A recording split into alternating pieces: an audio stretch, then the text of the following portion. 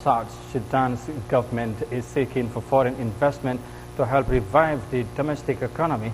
The country, which only came into being in 2011, has been enduring years of economic neglect and hyperinflation due to almost constant conflict. Local authorities say they are now working on laws to encourage investment with a view to resuscitate the country's economy.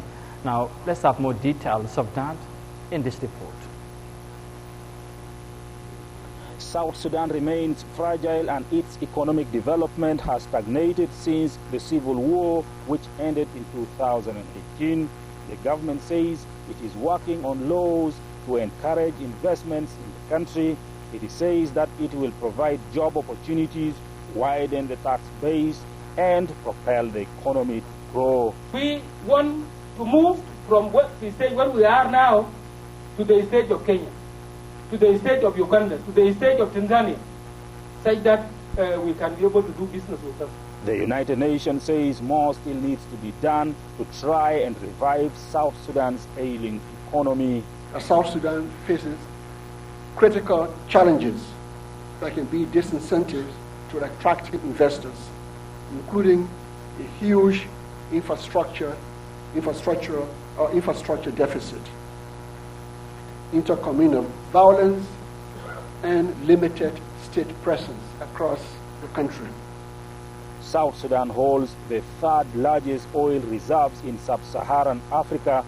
Every month, South Sudan's government earns money from the sale of crude oil, but just how much it receives is not revealed to the public.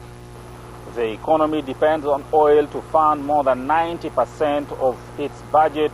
The government now promises to embark on reforms that will promote transparency. Over the years, corruption worsened an already dire economic situation, and many people cannot afford basic goods. The government has now increased the salaries of civil servants by 400%.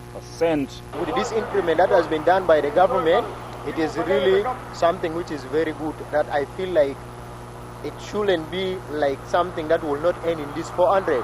We expect it like to be increased up to 600%. When people have more spending power, more economic activities, more businesses will come up. So this money will end up to retailers and then business people. So these things widen the tax base. South Sudan's government says it has several potential new oil fields that need foreign investors.